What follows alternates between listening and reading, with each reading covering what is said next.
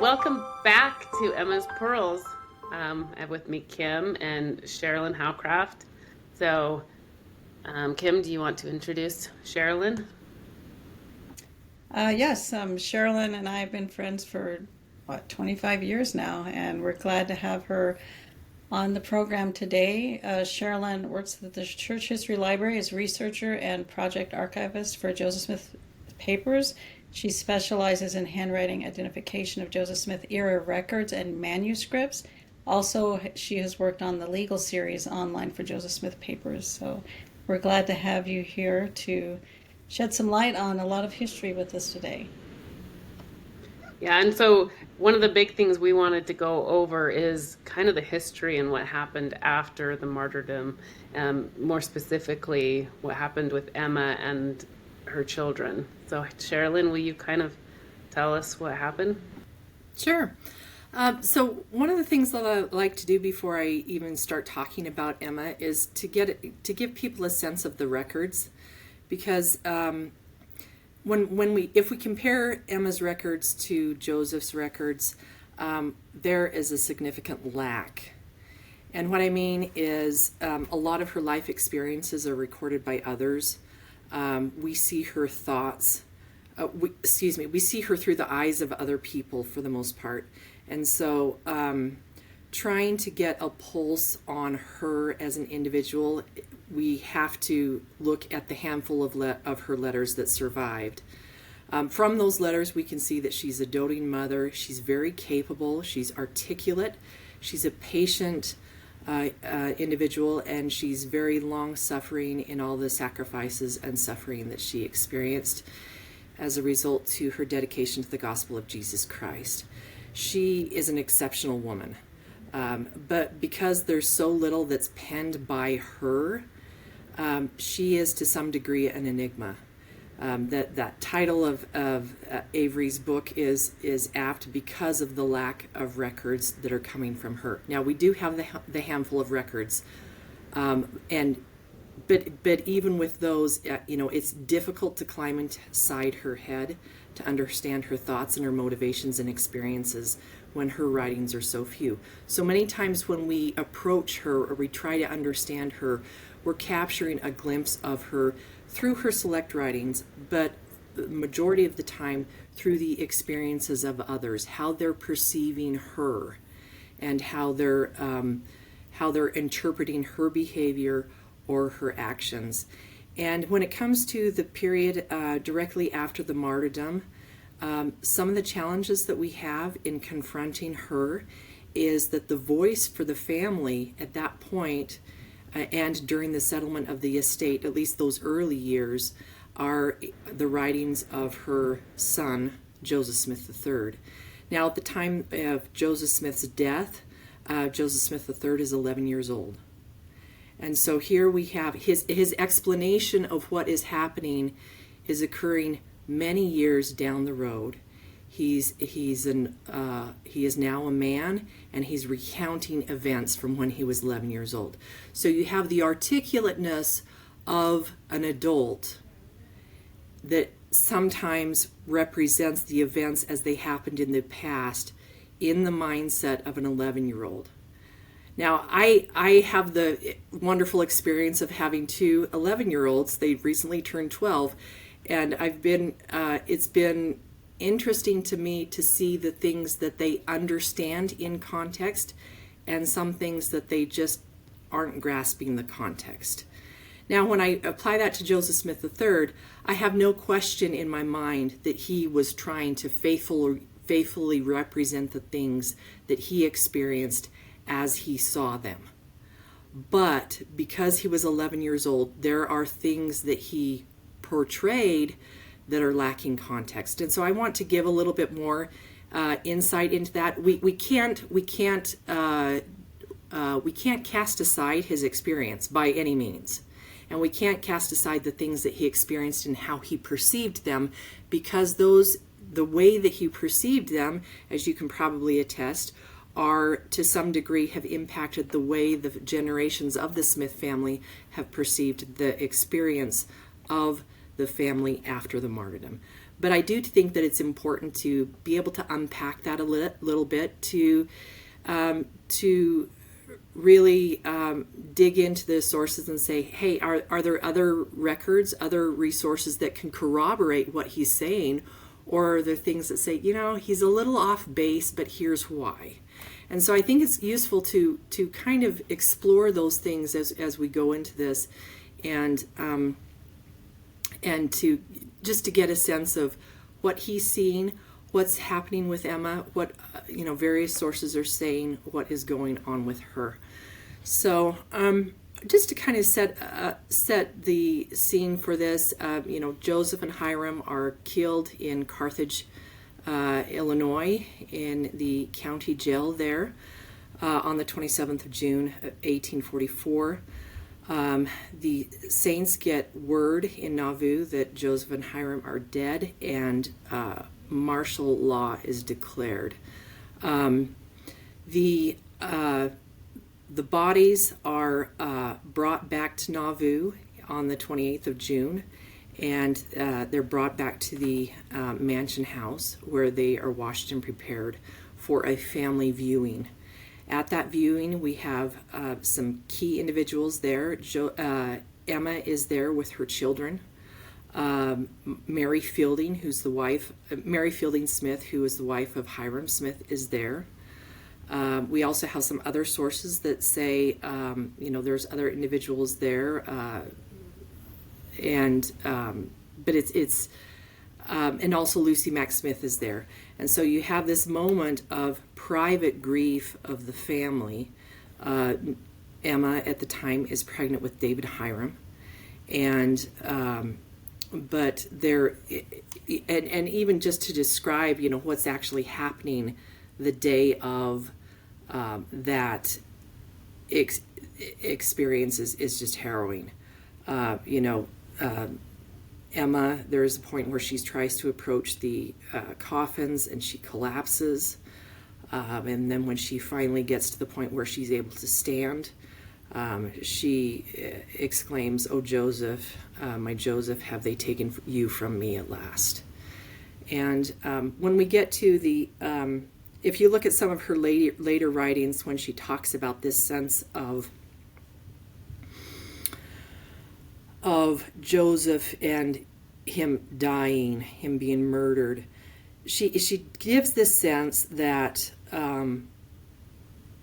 she knew that his death was coming, that was pending. Excuse me, I'm sorry, I had a notification that came up that I need to dismiss. I apologize for that.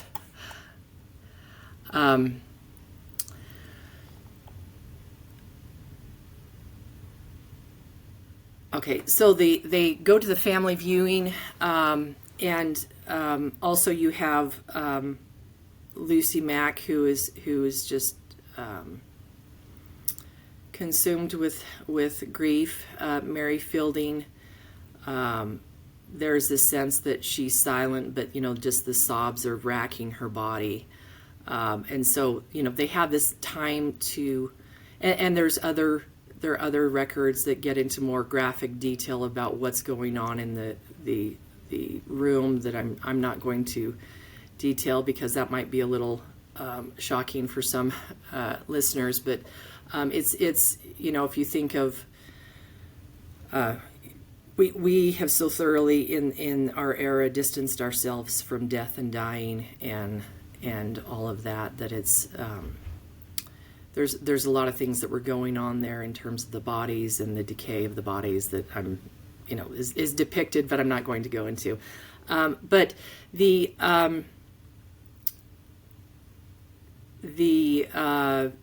bodies are laid in state at the mansion house the following day for a public viewing. The coffins, so they have that public viewing, and that goes on for a great portion of the day. If you imagine at this time in Nauvoo, there's roughly, I think, about 30,000 people that are citizens of Nauvoo. And so if you imagine all of these people, or majority of these people, are Latter-day Saints, and they're filing through and viewing these bodies. So this is going to take a considerable amount of time on the 29th. So they have that public viewing. And then because there were concerns about desecration of the bodies, there had been some rumors that people were going to come to Nauvoo and desecrate the bodies. The coffins were filled with sand, and they were taken to a graveyard for a mock funeral. The bodies themselves were buried in the basement of the Nauvoo house, which was still under construction at that time. And then Hyrum and Joseph were later reinterred in the fall of 1844. But you can imagine at this time, there's death threats against the Smith family. There's rumors of burning Nauvoo to the ground, and this is really causing a lot of excitement and stirring amongst the people. And part of the efforts to protect not only the citizens of Nauvoo, but as well as the Smith family themselves, was that, as I said, martial law was declared, but armed guards were posted to protect the Smith family.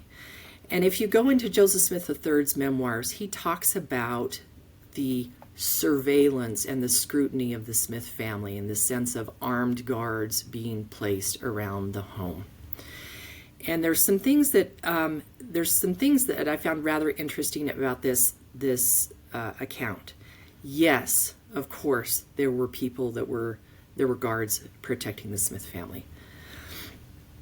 But if you look at the larger scope of things, when martial law was declared, one of the things that happened is the Nauvoo Legion, most of whom were policemen, were canvassing Nauvoo to make sure the citizenry was protected. There was some concern of, are these rumors legitimate? Are people going to come to Nauvoo and burn it to the ground? You even have Joseph Smith III mentioning that there was attempts to burn the house. And so, there is some validity and truth in substantiation of what he is saying, but there is a larger picture that is the Smith family was under threat, but there was also this sense of the larger community. At the time that Joseph and Hyrum were killed, one of the things that dispersed the Carthage Greys was the shout from someone saying the Mormons are coming. So there was this sense that the Mormons of Nauvoo were going to descend on Carthage and basically, put the thing down to the ground. And so, there's this reciprocal of, well, we're going to go to Nauvoo and take it to the ground. And so there were some concerns, and you can imagine as an 11-year-old boy, how would you perceive this policing of Nauvoo, this surveillance and scrutiny of people that are coming to the Smith family home and coming out of it. Go ahead, Angela. It's in his journal, correct, that he stated that he felt that they were prisoners, and he said that his mom was a prisoner. Yes. Yeah, in his memoirs, yes. He refers to that sense of feeling like a prisoner. And I'm not sure to what degree that was actually happening or not. That is, that they could or could not move freely. But I do think that I suspect that the surveillance was tight just because of that threat against the family, and the number of Nauvoo Legion individuals who were policemen. There's an account from Joseph Smith III where he talks about how this quote unquote policeman accosted someone who came to the Smith family to see them, and with the realization that most of the policemen in Nauvoo were members of the Nauvoo Legion as well, it kind of provides this broader context of, there may have been an officer of the Nauvoo Legion that was roughing someone up because he was there to make sure that people that were going in should be there, and people who weren't did not. And I can imagine the intensity of emotions at that time, both in terms of the Smith family having lost a father and an uncle, and having the threats against their own lives, but also the citizenry of Nauvoo as a whole. Their prophet and patriarch had been murdered, and they were anticipating further retribution against the citizenry of Nauvoo. So yes, they're going to be very protective of the Smith family, of that, with consequences. There's always consequences when things are operating at that level, that fevered pitch. So, Well, I wanted Nope. I wanted to ask. Also, in his journal, Joseph III speaks about an incident where he runs out from the house because he sees Porter Rockwell coming down the road, and and this is when they're kind of being guarded, and he runs out to the street to give him a hug, and there's a little bit of resistance on Porter's part, and I'm going to paraphrase because it's been so long since I've read it, but he says something to the effect of, it's best that we're not, well, the way Joseph III takes it is, it's best they're not seen together. It would be better for them.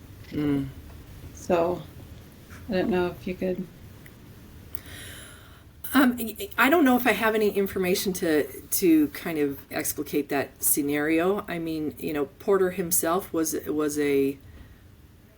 is also a bit of a unknown, and what I mean by that is we hear more about his behavior than we do, coming from him. He, one of the quotes that is thrown about often is, when Joseph dies, he says Porter says, they killed the only friend I ever had. And so there's this loss that he is experiencing too, and to a certain degree, every Latter-day Saint who is experiencing this is experiencing it in a different way, because their relationship to Joseph was varied depending on their connection to him, and I can't even imagine.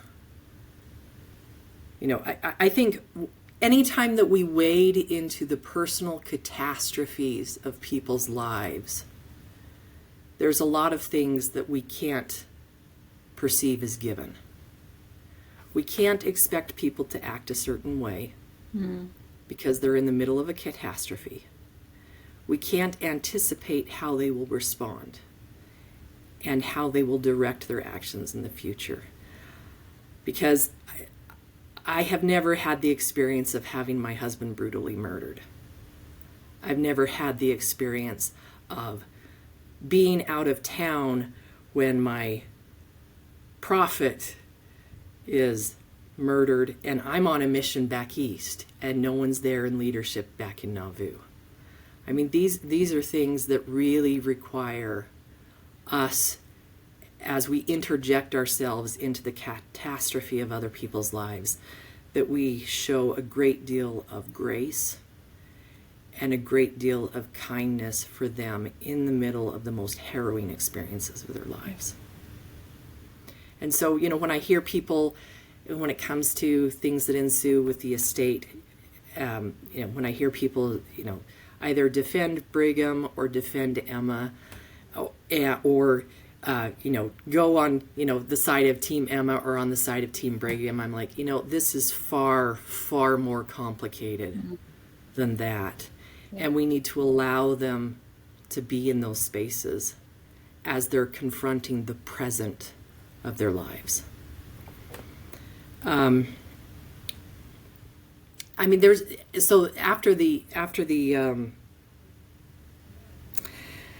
after the viewing, and after things began to settle down a bit, as much as they could, of course, at that point, there is this sense within the Smith family of we need to appoint a trustee to the church, and there are reasons for that. And even Lucy Mack Smith, she's saying, hey, I want Samuel Smith to take care of the properties of the church. But, within 1 month of the murders of Joseph and Hyrum, Samuel is dead, evidently from injuries that he sustained from trying to outrun the mob. all the things that happened with Joseph and Hyrum. And Emma wanted to have William Marks appointed as trustee and possibly president of the church.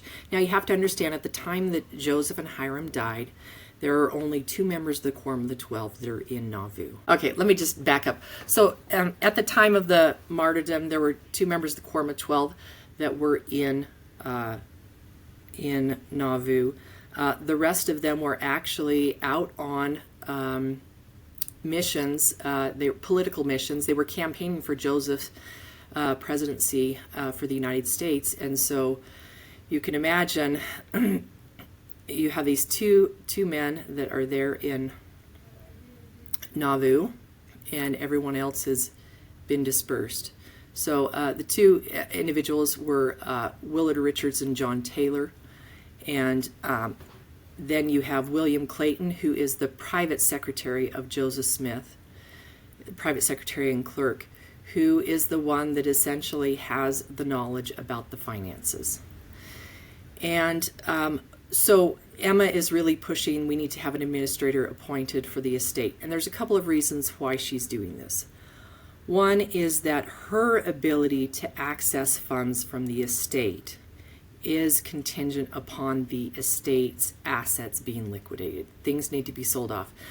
One of the things that is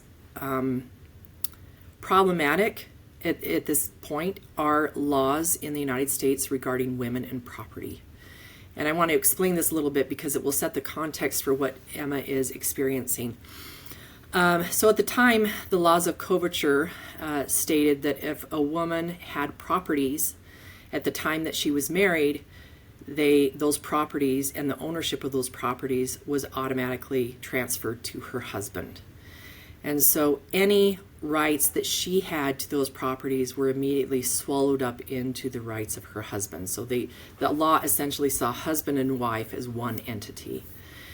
And so with that, it meant that in terms of her finances, all of that, she had to receive those finances from the administrator of Joseph Smith's estate.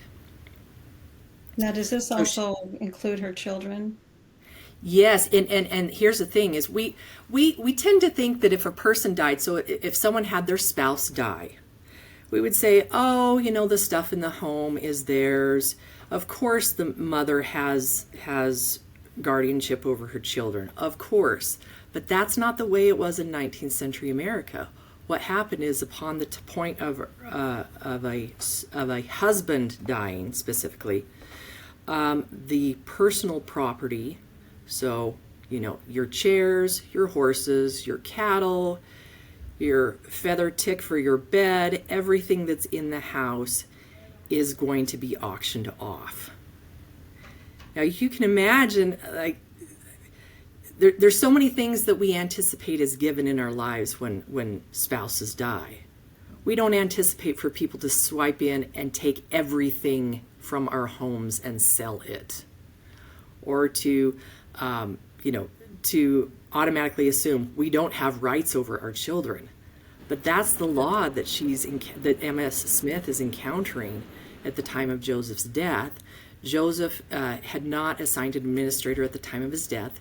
And so there is this back and forth about she wants an administrator appointed now. She gives her input.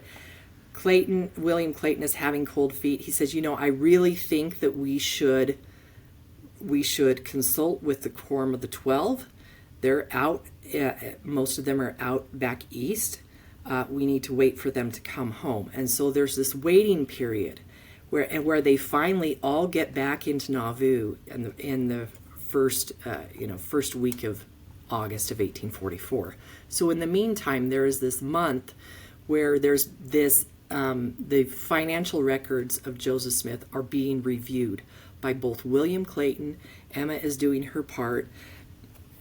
And what William Clayton is discovering that most of the assets that Joseph owned were in his name as trustee and trust for the church, but most of the debts were personal.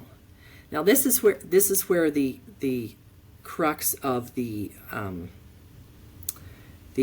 friction between the church and Emma arises. But we need to back up a little bit. I apologize. This is very complicated, but it's very important to understand. In 1841, Joseph Smith was assigned as trustee in trust for the church. Part of the reason that that was done is because of the numerous persecutions that he and his family had experienced over the years had essentially left him destitute. And so what they tried to do is they tried to consolidate the church properties under his name, in part as a cushion, a financial cushion to the family, but also in part because of the laws regarding trusteeship at the time in America. Now, by the time Joseph starts buying and selling properties in Nauvoo, the properties, the law stated that religious organizations could only own 45 acres. And that essentially amounted to 5 acres that was allotted for a meeting house, and then 40 acres for camp meetings. Now you have to think of 19th century America, where they're having, where we've had the Second Great Awakening, and so camp meetings and camp revivals were a big deal.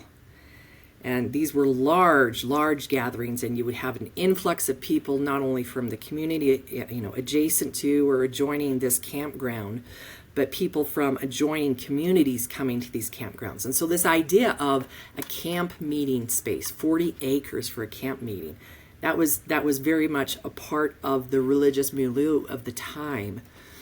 But here's the problem. When Joseph became trustee, he bought and sold many acres in excess of 45 acres. I would say put it into the several thousands. And so how the law perceived this is that any of the properties that exceeded this 45 acre amount became or were perceived as personal property.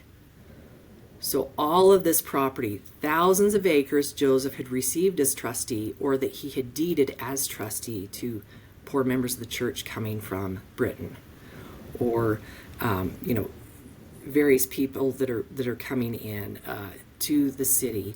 As he's deeding them, the law is saying, nope, that's personal property. So this is the thing that Clayton is saying, we need to wait. We need to wait until people get here, because this could ruin the church. And it literally could make the church insolvent. And so, and Emma's consulting with a lawyer at the time, James Woods, who is a lawyer that Joseph consulted with many times. He was in the Iowa Territory. Joseph consulted with him many times over the years, and she also consulted with a man by the name of John H. Ralston, who was one of the key lawyers that Joseph consulted with over the years. And she's trying to assess what rights does she have to these properties, and what rights did the church have to the properties. And Woods advised Emma to have deeds for 7 properties recorded in Carthage. And these deeds were relating to 3 that Joseph conveyed as trustee in trust, and some that were conveyed to Emma and the children, and also the property that the Nauvoo temple was on. And so Emma ends up becoming administrator of Joseph's estate on the 17th of July, 1844. Mind you, the Quorum of the 12 is still out of town.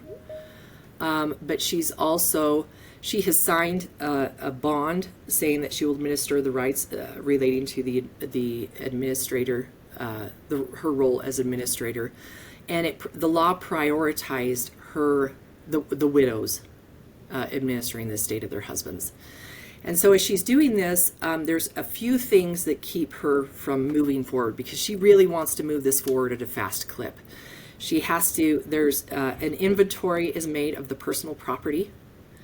And at the time that is completed, it's roughly around the same time that the Quorum of the 12 is returning to Nauvoo. And there's various conversations that are being had, and within a couple of days of the Quorum of the 12 Returning, Newell K. Whitney and George Miller are appointed as trustees of the church. And Emma begins to request a list of properties that are the assets held by the trusteeship. Clayton refuses. He says, no, I'm not going to give this to you. You have no business in the church's financial dealings. This will ruin the church. And this begins this major fight over finances. You've probably heard the story about how Clayton comes to Emma and says, I need Joseph Smith's writing desk and the papers that are in it. Now, this is this story I find rather interesting because, he asks her, I need these papers. She refuses. There comes a point where he and Reynolds Cahoon show up at her house and they forcefully take the desk, but the desk was empty. Now, when we talk about a writing desk, they're very compartmentalized little things. So we're not talking about an enormous desk, but it's a little writing desk that can be portable and used that way. So that desk contained his papers. Emma thought, but she took them away. She took them out before they received them. There's also a story about Emma having a bushel basket of Joseph's papers, and they come calling for theirs. We need the bushel basket. And she's refusing. Now, Emma's saying, well, these are personal papers, and Clayton's saying, no, these are trustee and church papers.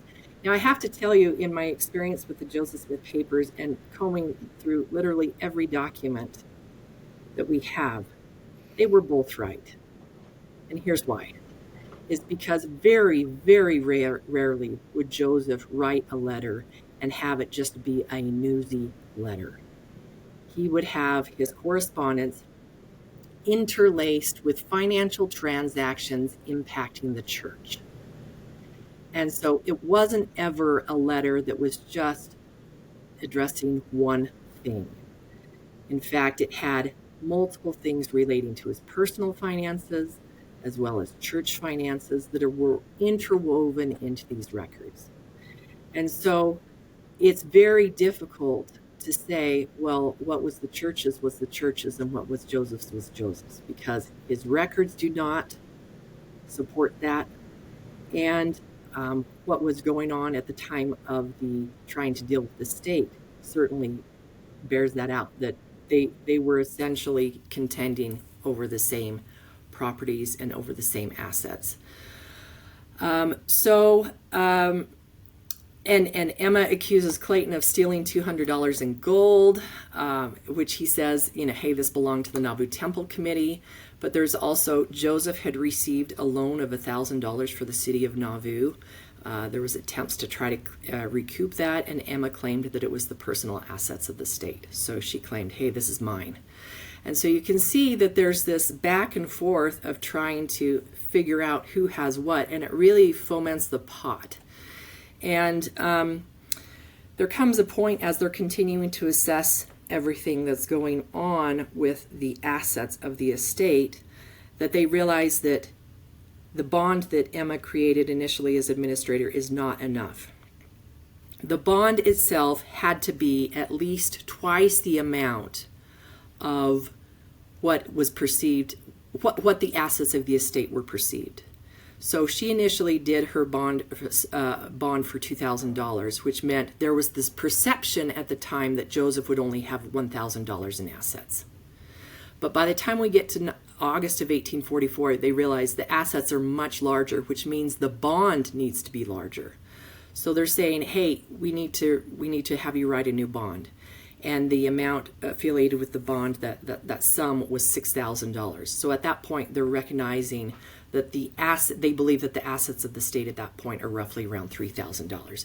Now this is the thing. When we look at what Emma is contending with and the assets that are there, it's a moving target. It's always a sense of further discovery. And so what they're trying to do is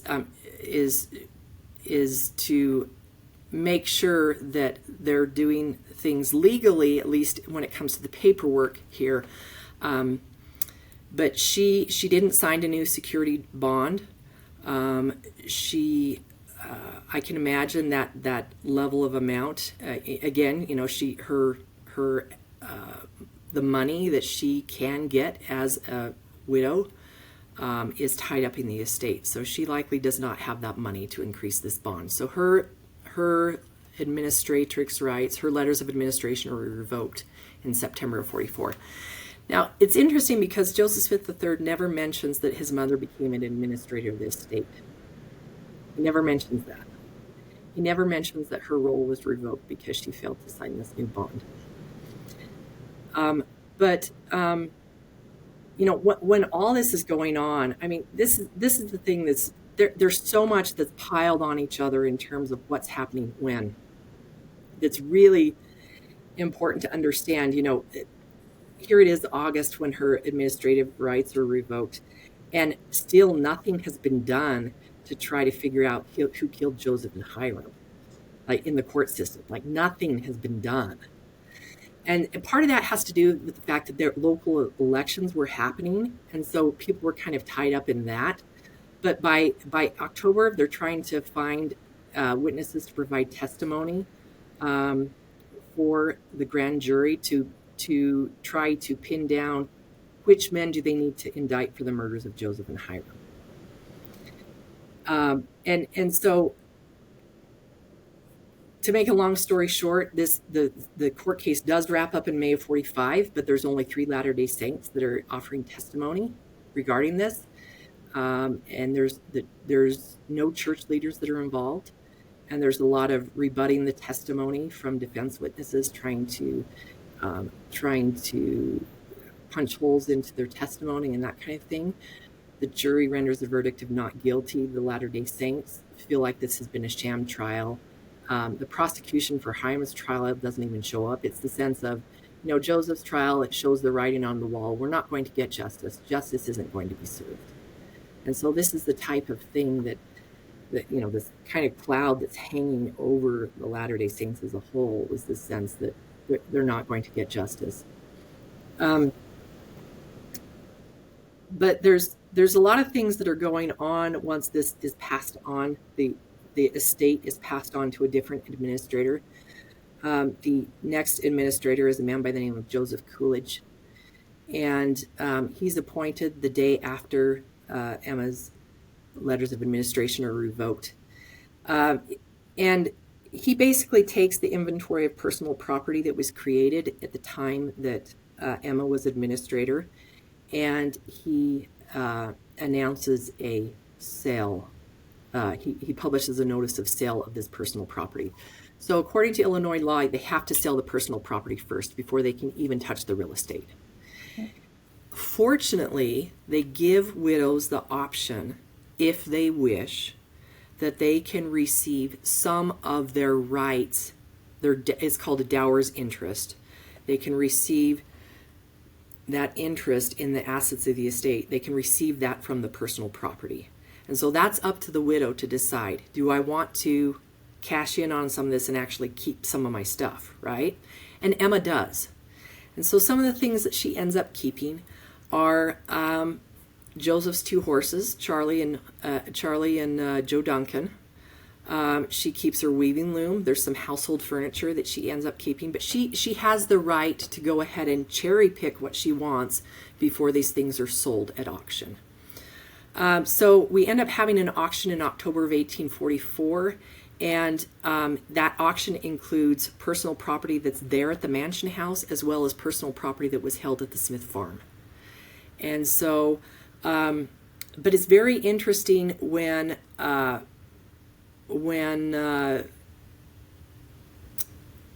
as Joseph Smith III is writing about this, as he recalls it, he says, well, Joseph Coolidge, under normal circumstances, he was an honest man, but he was acting under the influence of others. Now, the implication was the sense he was acting under the direction of the Quorum of the 12.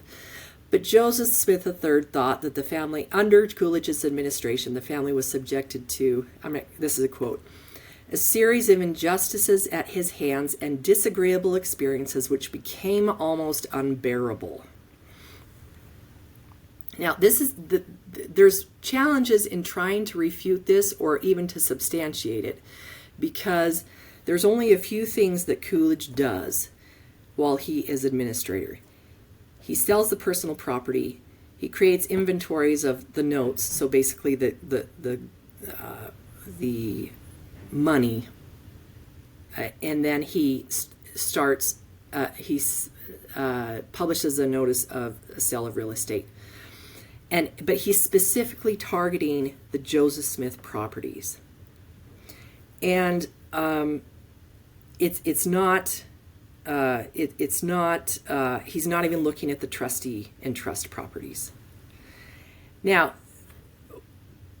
you can definitely infer from that he's doing the bidding of the Quorum of the 12, because the fact that he's leaving these hundreds of acres to the side, that he's trying to ensure that the interests of the church are secured, and it.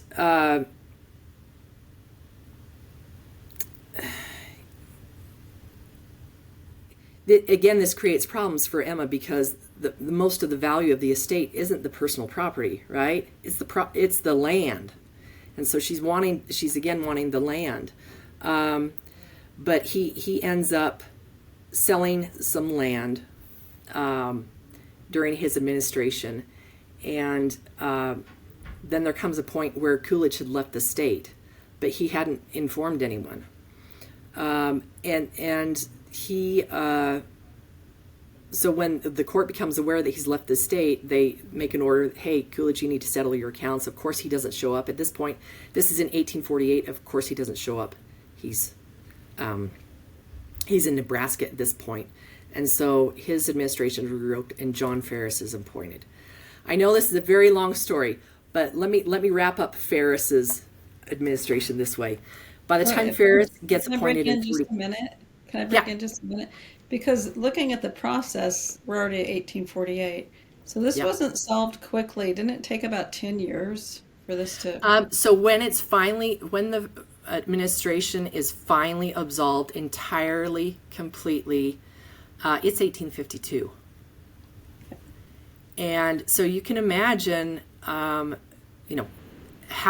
is Emma supposed to support herself for 7 years without getting her rights to the estate? Yeah. And one thing that I find fascinating, even in looking in Joseph Smith III's memoirs, is he constructs this situation as a fight between Joseph and the church, which, as you can see from the trustee and trust properties, and how Joseph is conveying these properties well in excess of what the law allows, and that means it kicks into her personal property, or it's perceived as her personal property, and the church is saying absolutely not. You can see how he would perceive that as a fight between the church and Emma, and having studied it as much as I have, the firestorm was set in 1841. It was just, they realized what it was after Joseph had died. And so it does create a problem for her in trying to support her family. One of the things that she really wanted to ensure was that there are select properties that remained in the family. And by the time you get into the Ferris administration, this is where now he's a court-appointed administrator. By the time you get to him, he's going after the trustee and trust properties as well. And so he's really digging in deep, and he's going into Hancock County, and he's figuring out what's on the books there in the recorder's office, what properties have been conveyed, and he is trying to deal with some of these conundrums relating to the estate. Now, this is one of my favorite quotes from Emma about this time, and this is one letter that we do have and do know of where she's actually commenting on the estate. So she, as this is going back and forth between lawyers, she starts criticizing, and this is a quote, quote, the treacherous designing knavery of a pack of cutthroat swindlers, close quote, and, quote, lazy lawyers and treacherous hypocrites, close quote, okay, who impeded her ability to get the properties that she wanted, the properties that she perceived belonging to the Smith family. Now, part of why she's saying that is because by the time we get to the Ferris administration, there's lots of things that are going on. There's judgments to court cases that happened during Joseph Smith's time that he was alive that were never paid. There were things relating to the guardianship of the Lawrence children that had been partially paid, some of it of which had been partially paid by the church and not the estate. And what ends up happening is during Ferris's administration, he says, hey, we're going to sell these properties, and this is where it really triggers a bunch of these claims being filed with the court. So all of a sudden, the amount of people that they thought they needed to pay off skyrocketed exponentially. And the problem with this is that with the laws of the state of Illinois, when it came, there was an actual process in which people had to be paid. There was a sequence in which people would be paid. And part of that included identifying the various claims. So people would file their claims with the court. They would say, hey, this is my debt with Joseph Smith, or they would file them with the administrator who would then file it with the court. They would say, hey, these are my claims against Joseph Smith. And the court would identify whether or not they were valid and were allowed. So we had about 40 claims that were submitted. 16 of them, for whatever reason, were rejected by the court. We have no idea why they were rejected from the court. So the ability for people to get paid was contingent upon them actually knowing that Joseph Smith had died and knowing that the administrator had called for the claims to be submitted. And so there may very well be people that had debts with Joseph Smith that never got paid or were never even considered to be paid because they didn't submit him to the court. So, but in the process of Ferris doing his work, he compiles this list of properties that includes some key properties that Emma really wanted. And those were the John and Sarah Cleveland farm in Quincy. There's several property conveyances that Joseph made to Emma and the children on his own behalf. There's some that he transmitted to Emma as trustee in trust to her and the children. Some of these properties were objected to during Joseph Smith's 1842 bankruptcy proceedings. Part of that had to do with the fact that under Illinois law, you could not convey property to people that were under 18 years of age. So his conveyances to his children were not seen, or I should say at least U.S. Attorney Justin Butterfield flagged them saying, hey, this is a problem. These aren't legitimate. These are fraudulent conveyances, or at least he perceived them to be. Now, Joseph dies without his bankruptcy being discharged, so this issue again resurfaces when Joseph dies. But in the process of Ferris doing his work on the estate, there are a lot of people, once people realize there's so many people that are asking to be paid and so little assets by which it could be paid, then you start having these individual players starting to pop off to say, okay, I'm going to withdraw my claim, I'm going to sue the estate separately. And so that's what happens. In a nutshell, Emma gets, and I'm skipping over a lot of this, Emma ends up getting properties that she wanted because a lawyer who was acting on behalf of the interests of people who had properties formerly belonging to Joseph Smith, he essentially purchases properties from one of these court cases, he holds on to them, and he ends up selling them to Emma later. And so she's able to basically, through third-party means, she's able to get these properties. And of course, Joseph Smith III says, I'm paraphrasing, of course, he's like, George Edmunds, this was the attorney. George Edmunds Jr., he was the attorney. He saved our family. He got us our properties and all that. And it's a little more complicated than that, because Edmunds was actually acting on behalf of all people who had property that formerly belonged to Joseph Smith. So there's more involved than just him sticking up for the family, although he certainly did that.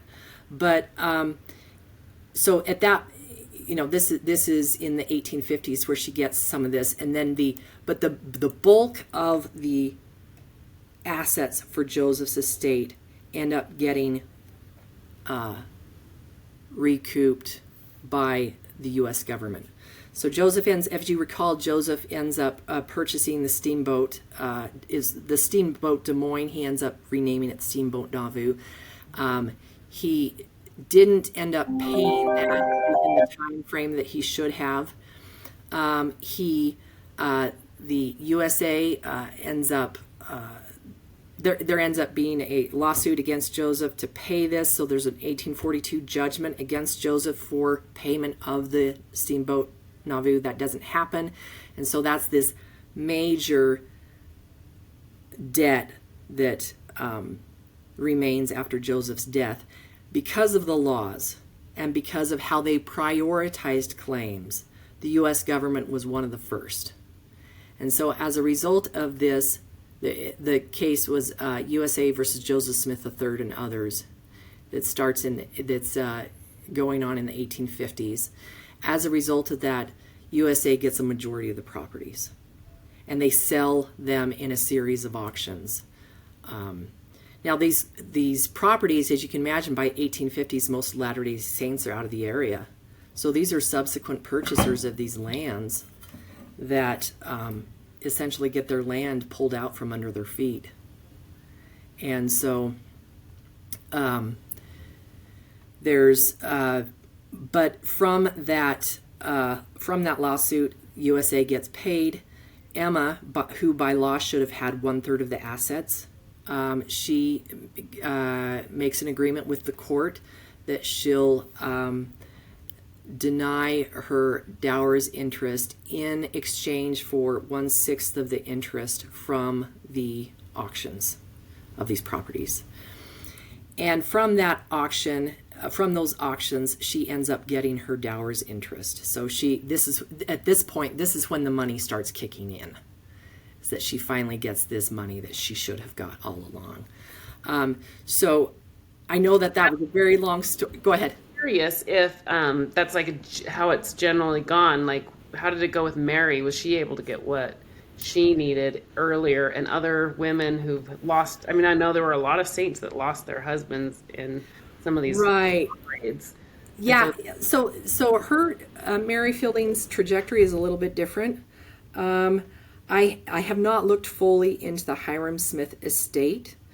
I can tell you that she certainly didn't have there was certainly not the conflation of church and personal interest there. But Mary Fielding, she apparently miscarried, 3 weeks after the murder of Hyrum, and then within 2 months she was a plural wife to Heber C. Kimball. And so she's committed to be going out west. I'm not sure particularly what happens with Hyrum's estate. Part of the difficulty of coming to terms with this is the records themselves have been scattered to the four winds. So there's been a lot of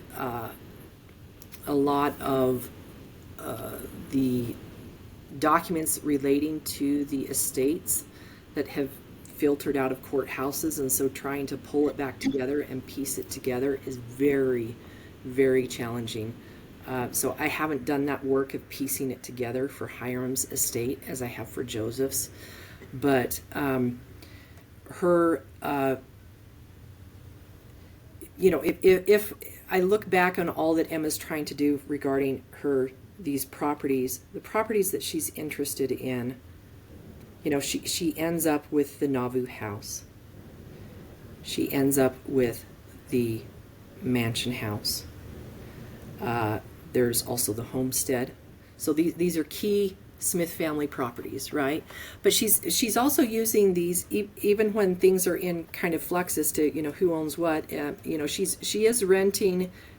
leasing the Nauvoo. She's leasing the Nauvoo man. She's leasing. Emma is leasing the mansion house and to people to use as a hotel. She herself uses it, becomes the proprietor of the hotel. So she is having some money come in from that. And there is this necessity, seeing those properties as a money-making option. And so it's important for her to have that at her aid as she continues to move forward.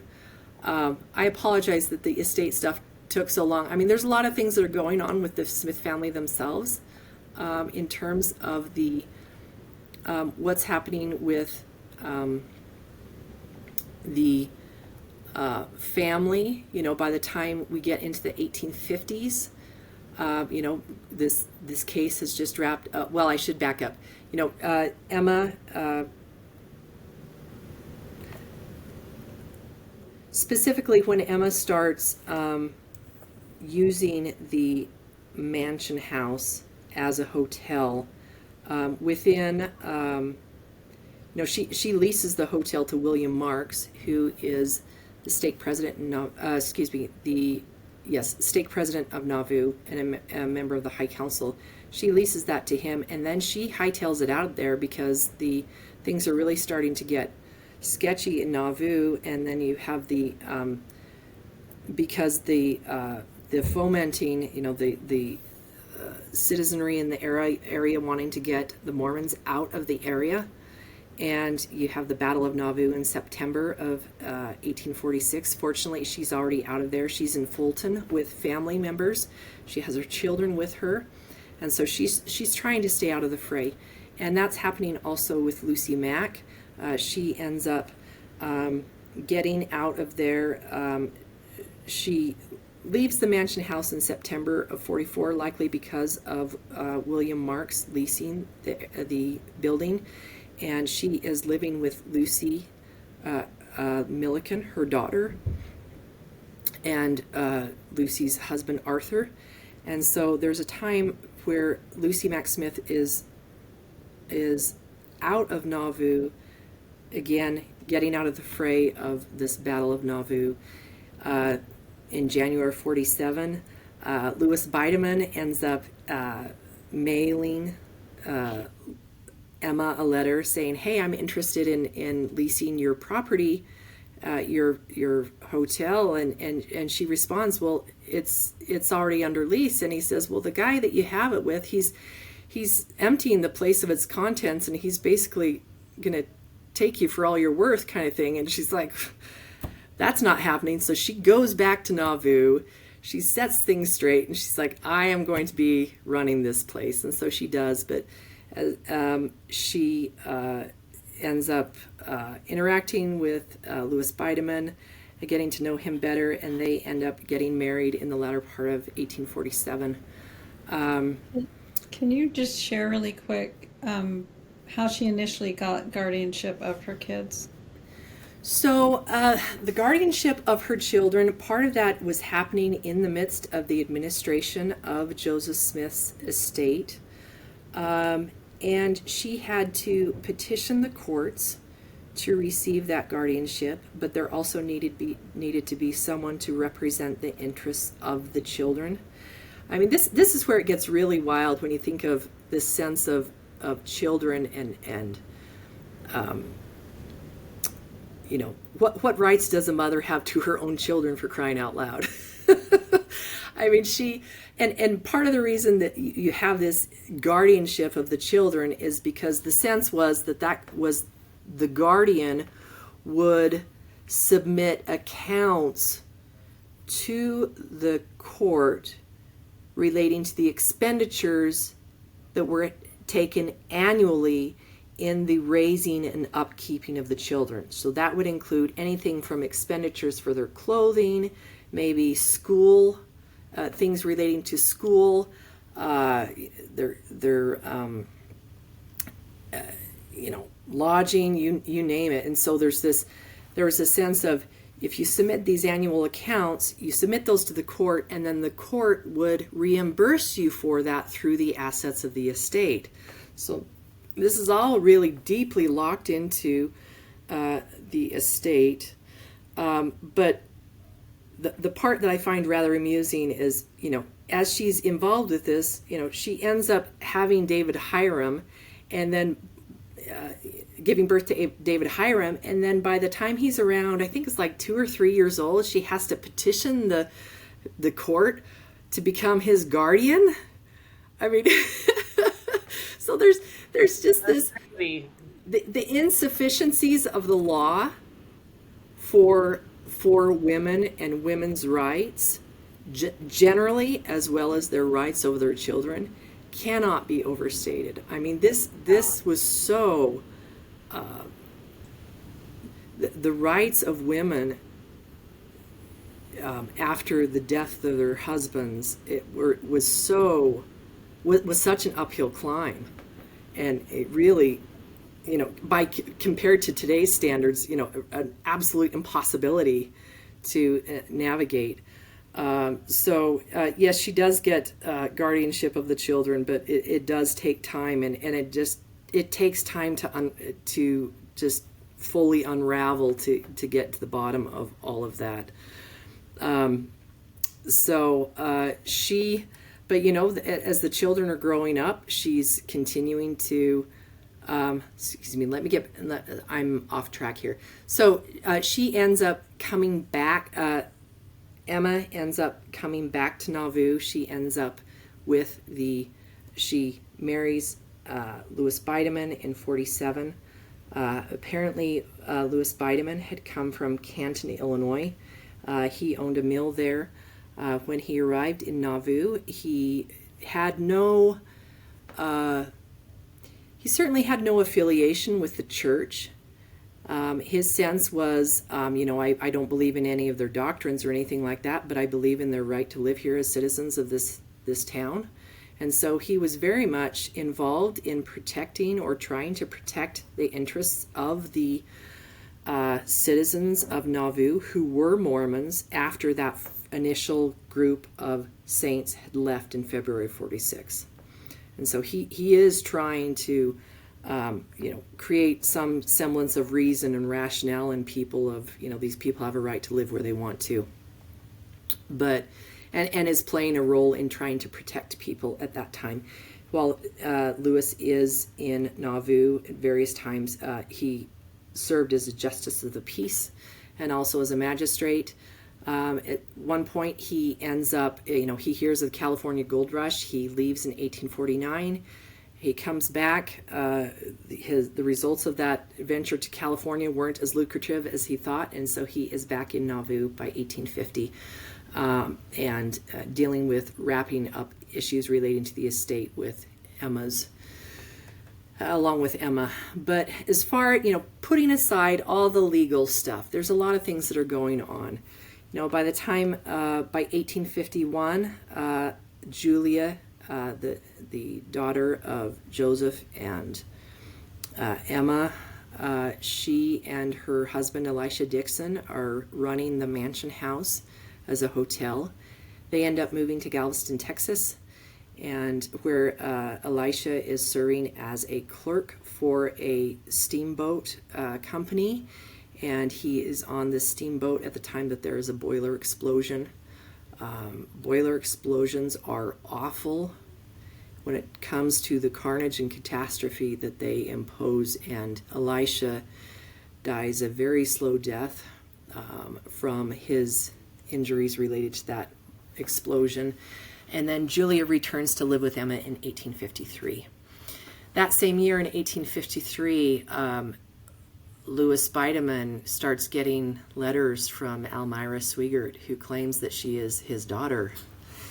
And so this is the first incidence of an out-of-wedlock child being introduced into the fray.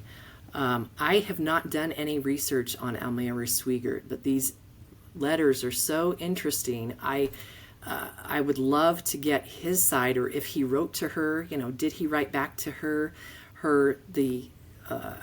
She explains in her letters that she had known for some time that he was her father, but she kind of was reluctant, and she had accepted that he was at the time she's writing. She's 24, and so there's also, there's a dynamic there that again raises its head again in 1860s with Charlie Bideman, and but as far as things that are happening in the 1850s, this is a time frame where you've got a lot of the Latter-day Saints who have moved west. A lot of them, you have a lot of this westward migration that's going on, as well as migration to the east for people that are going on missions and that kind of thing. And so a lot of people are stopping in Nauvoo to see, hey, how's Lucy Mack Smith doing? How's Emma doing? And the way that they explain these trips are very interesting, in that some of them find Emma is chilly and distant, while they find Lucy Mack Smith is very warm and engaging. There's this sense of Lucy's wanting people to give them her love. Various people in the valley, so her grandchildren are there. Hyrum and Samuel's families are there in Salt Lake City, and then you have various people that are talking about, how she seemed, Hannah Chatfield King, who was a poetess, she talked about how Emma seemed absorbed in the past, and that she didn't seem to respond to kindness or want any intimate connection. So there is this sense of pulling away or disconnect. It does seem that I've often wondered if that disconnect was person specific, because there's some people that she did in fact know very well. There's people that did come through at various times, or she saw that she maintained a warmth for, but there's one that I wanted to highlight that happened in 1856 from Edmund Briggs, who played a formative role in Joseph Smith III accepting his role as president of this newly reorganized church, or the RLDS church.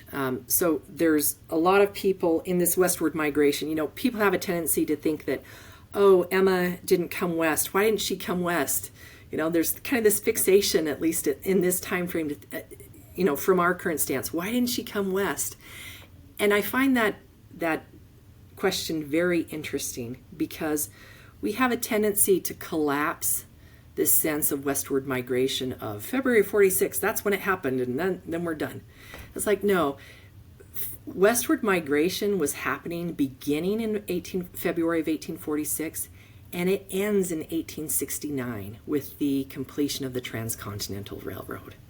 So this whole idea of people moving back and forth, it wasn't like you had to come in 46 or you were done for. You had decided to stay. There's some people that started in Nauvoo that ended up in Iowa and thought, you know what, we're going to stay here. Maybe it was financial difficulties, or maybe they're like, you know what, we just don't feel like we can do more of this trip. There's some people that ended up all the way in Nebraska. And so you have this kind of trail of people, of Latter-day Saints, who are anywhere between Illinois and Utah Territory. And a lot of these people, some of them are some of them have varying degrees of acceptance or not about plural marriage. Some of them have, varying ideas on who should be the leader of the church, that kind of thing. And so this is starting to become an issue. And so by the time in 1856, when Edmund Briggs is talking to Emma, there's also some gentle nudging from people that are part of these diaspora groups of, hey, what about Joseph Smith III becoming the leader of these groups? And one of those people that was involved in those conversations was Edmund Briggs. So that's to give you context for Edmund Briggs.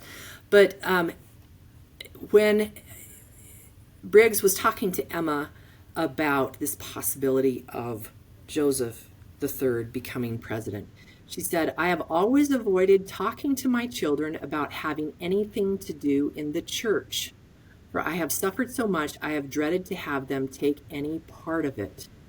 But she did think that if they were supposed to take a certain path regarding their religious inclinations, that God would reveal it to them. And so she, for the most part, held back. She thought, these young men are now grown men. They can make this decision for themselves. And so she left, she kind of held back on that. Around the same time, it's really interesting. George A. Smith, who is the cousin to Joseph Smith, so that would make him a cousin once removed from Joseph Smith III. Something like that, yeah. I think something like that. But he comes to visit Emma and Louis Bideman there in Nauvoo, and he saw them, but then he ends up going out to the Smith farm where Joseph Smith III was there with his wife, and George A. flat out asks him, "Why don't you come west?" And Joseph Smith III refused because of polygamy. But it was apparent in that conversation, as George A. came away from it, he said, it's apparent that Joseph is totally ignorant of his father's role in plural marriage. So there's this denial that Joseph had anything to do with plural marriage. And then you've got... later on, you have that year you have Louis Briggs and Samuel Gurley. They're trying to court Joseph Smith III in terms of you should take the mantle of this responsibility for these people. By the 1860s, Joseph Smith III becomes president of the Reorganized Church at a conference there in Amboy, Illinois, and Joseph Smith III talks about this really moving, spiritual experience of him recognizing that this is what I need to be doing. And so he receives this spiritual confirmation that he's to become head of the Reorganized Church. And as the Reorganized Church is developing, Emma does offer support to her sons in that regard. There is this, at some point in the late 1860s, her sons are sent out to Utah Territory to preach for the RLDS Church. And this does create quite a stir. And there's a couple of reasons. Brigham Young thought that they were out there on the advice of Emma. Of course, that had nothing to do with it. They were actually sent there as missionaries on behalf of their brother, who was president of the RLDS Church. So they weren't there at the behest of Emma. But there is this, in 1866, Alexander shows up in Utah. And he starts preaching. And part of that preaching includes the sense that the church, that the rights of the church are in the family, Smith family, but also that Joseph did not practice polygamy. And as a result of that, Alexander's preaching, Brigham Young stands up in an October 1866 General Conference. He expresses sympathy for the Smith family and what they've endured, but he launches into a tirade against Emma. And I find it very interesting, his characterization of her, because you have in his remarks a recognition of the complexity of these things to some degree. He acknowledges, he says, Emma is naturally a very smart woman. She is subtle and ingenious. But then he says, she has made her children inherit lies. And so one of the things that that continues to be a problem well into as the sons, Emma's sons, continue to do proselytizing in Salt Lake, in the Salt Lake Valley, that which happens in 1869 and again in the early 1870s, is this sense of saying that their father didn't practice plural marriage. And one of the instances that was particularly explosive in 1869 was when Alexander and David come out to preach, and they end up meeting with members of the Quorum of the 12. So they show up, and they are left waiting for a couple of hours while the members of the Quorum of the 12 are gathered to meet with these boys. And this meeting, Brigham Young becomes very upset. The boys are saying, well, we can make a name of ourselves. And, their sense is, we're not going to, we don't need to be in the shadow of our father. We can make a name for ourselves. We can be men of our own. And Brigham Young begins to be deeply upset, talking about a name. What is a name? And he says, you are not at all like your father. And so there's this impasse, but in some ways it makes Emma feel like she's vindicated. And she writes to them as they've been on this tour. She writes to them. She says, I do like that Brigham Young shows to all, both saint and sinner, that there is not the least particle of friendship existing between him and myself. So by the 1860s, there is this drastic divide.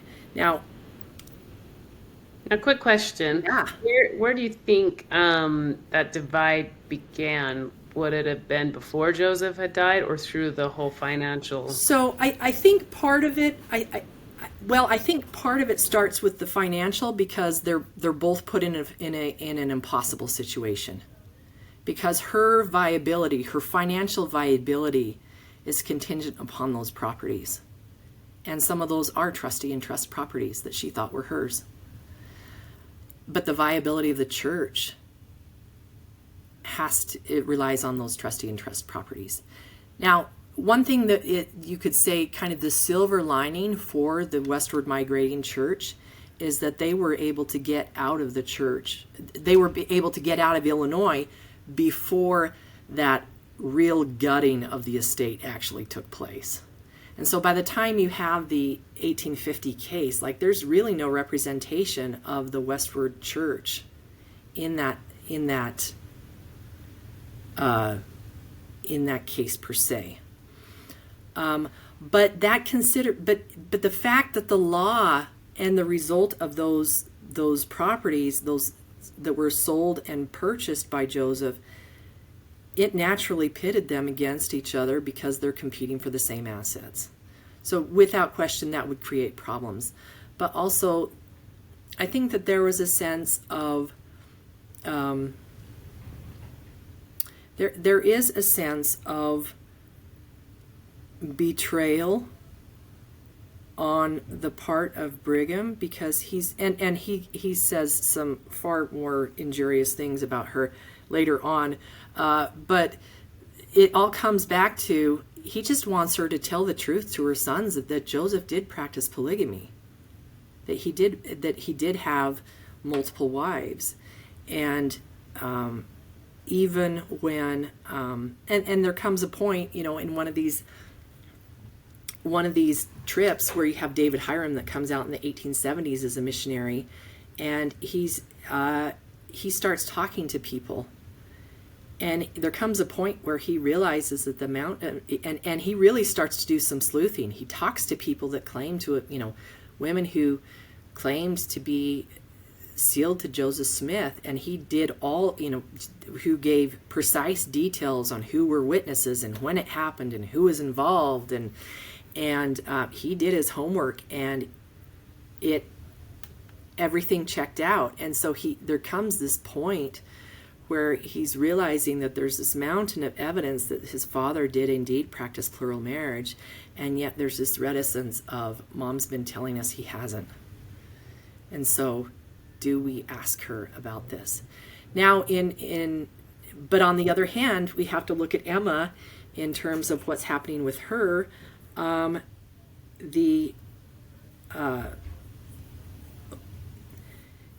it came to Joseph's practice of plural marriage, Emma vacillated between accepting it and rejecting it outright. It was an extreme hardship for her. It's very, looking back on this, I find it very frustrating to try to find her voice in all of that experience, and there is none. She's not telling us what she feels about this. She's not telling us why she went from accepting it to not accepting it, and all of the emotions that she felt in between. And so it's very difficult for us to really get a bead on this in terms of what is she experiencing in the moment. We know that Joseph is married to the Partridge sisters, Lydia and I believe it's Lydia and Emily Partridge. He's married to them, and Emma doesn't know that that's happened. And then, Joseph's like, well, you can select these women, whichever women you want, and she ends up choosing them. And so they end up doing kind of a mock sealing of this thing. And there's times where she finds out that, yeah, it's already happened and he didn't tell her. So there's really some challenges in terms of her accepting it, as well as the kind of a volatility that it imposes into the relationship of Joseph and Emma, and even in Emma's confrontations with William Clayton over the finances, as they're going back and forth on the finances and what belongs to whom. And Clayton says there are some things about these finances relating to the church that should remain secret, and she says it is precisely secrets, referring to plural marriage, that led to the death of Joseph and Hyrum. And so this is it's very difficult to even wrap our minds, at least I think it's very difficult for us to wrap our minds around all of the aspects that she is contending with in terms of the revelation on plural marriage itself, as well as the implications of living that principle. Now, one thing that happens is by 1852 is when the revelation on plural marriage is actually published, is in print. And so there's this sense of, well, we're denying that it existed. We being, Smith family, we're denying that this ever existed because, look, here's proof. It was published in 1852. So there's this sense of trying to create this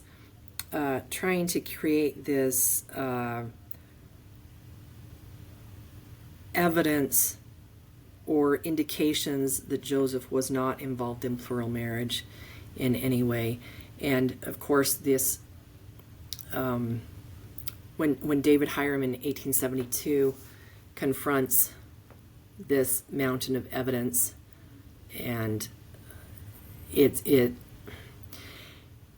difficult to say how much that moment really impacted his mental health, because by that point, within 2 years, and of course, correlation doesn't create causation, but Emma does attribute David Hyrum's mental health decline, or what she refers to as his ongoing illness. She does attribute it to his trips to Utah.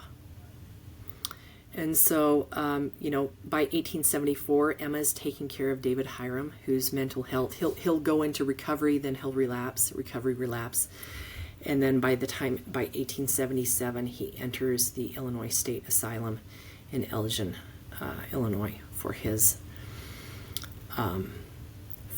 mental health decline. I wish that we knew more about that time frame of Emma taking care of David Hyrum, because this is her final child. This is her last child with Joseph, the boy that never met his father, who was a phenomenal poet, who was an artist, and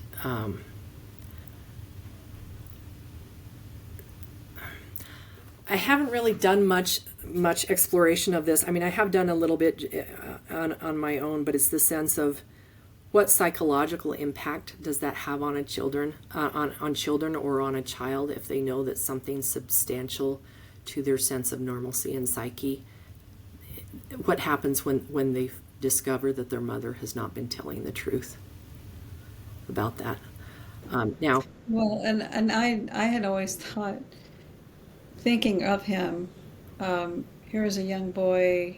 He was born into this family with all these dynamics, and here's a father he's never known, and he's heard so many amazing things about his father, but he's equally heard all these horrible things about his father, and he's wrestled with that growing up, and then he makes these trips out to Utah. And I've delved into those topics myself because of the narratives that were passed down and everything, and just for me, although some might argue that I have a mental issue, but as for me, it messes with your head.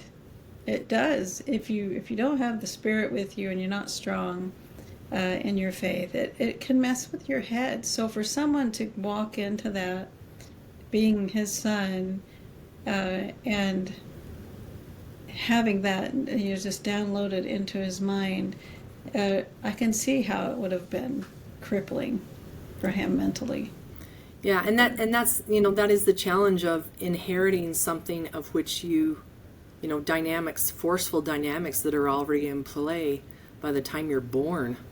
Like, how does that imprint on a child? How do they contend with that? And I mean, granted, the experiences of the boys with Louis Bideman as their father, all evidence suggests it was very positive. They referred to him as Pa Bideman. They thought of him as their father.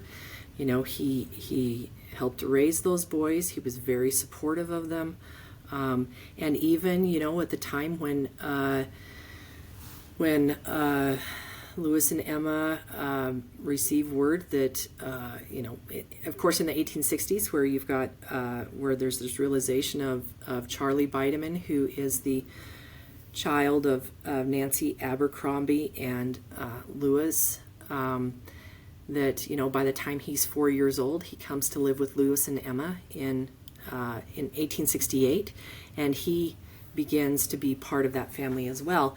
At the time of Louis and Emma's marriage in 1847, Louis had 2 daughters from a previous marriage that were 12 and 13 years old. So this whole idea of blending families was already a part of their being and a part of their nature, and they did that. And it seems, that they really had a, considering everything that was going on, I mean, it seemed like a very healthy relationship. I've and Charlie, thought fondly of Emma, and by the time Emma dies in 1879, he is the one that has the home, the Riverside Mansion, and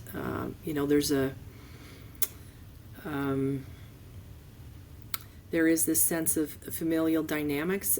Even the boys, after as they're getting older, for a time, Joseph Smith III leaves Nauvoo to help with the organization of the RLDS Church and the various activities that he's associated with on that front. But you have the families that are, that are living in some of these Smith family homes, and helping one another, being there for one another, and a general good nature of the boys with their dear mother. I mean, Frederick. There's an account of Frederick, the sense of every time he greeted his mother, he'd greet her with a kiss, or he'd give her a goodbye with a kiss, kind of thing. And these boys loved their mother dearly, and it's apparent even in the letters that they wrote to her when they were not there in Nauvoo, the depth of warmth and love that persisted in this family. This is the type of relationship that I think everyone would want with their mother. Very good, loving, warm, and warm relationship. And I think that speaks volumes, irregardless of the dynamics with the Utah Church.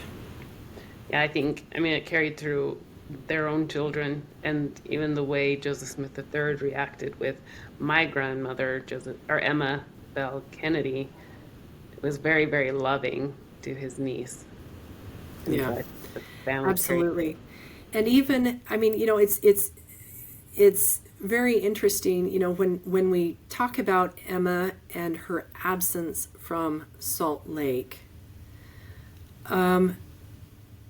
she, even though she was not there, she was still considered the elect lady. And I mean, so much so that even when they had Relief Society celebrations here in Salt Lake, and they were commemorating the Relief Society, that Emma still held her place. There was no Relief Society president in Salt Lake. There was no head of the Relief Society organization because Emma was still alive. That position was not filled until after she died. So although, I mean, that tells you the extent of her, even though she was absent physically, her presence loomed large in that organization. So much so that they were not, even though they were reorganizing relief societies, Brigham Young gave Eliza R. Snow the go-ahead to begin reorganizing the Relief Society in 1869. So this is 10 years before Emma dies. He gives Eliza R. Snow the latitude to begin organizing relief societies in the Utah Territory. And even when she's doing that, she refers to the history, and she takes this record book and she firmly ensconces Emma as president. And so there's this, even though it is the past, Eliza is bringing it into that present of, this is how we were organized. This is how Joseph suggested we organize. And she's instilling the history of this organization in all of these women in the Utah Territory. And so I find it very interesting that even after all that had transpired, even though this rhetoric between Brigham and Emma and this, kind of this separation, even after the tenet that became a significant dividing principle between the RLDS and the LDS Church in the Salt Lake Valley, that is, Salt Lake Valley saying Joseph practiced plural marriage, the RLDS said no, he didn't. Even after all of that, and Brigham saying, well, the reason they don't believe this is because of their mother. Mother, tell the truth. You got to tell the truth, kind of thing. And all of these things that are going, the volley back and forth. Even putting that aside, Emma is still president of the Relief Society. I mean, think about that. She's not there in their midst, but she is still the president. And then once she dies, it's after she dies that another president is instated. Wow, that is something I don't really think about a lot. That's amazing. Yeah. Thank you so much for all of this. All right. Thanks so much, ladies. It was a pleasure. Thank you, everybody, for joining us, and we will see you next time. Thank you, Sharalyn. All right.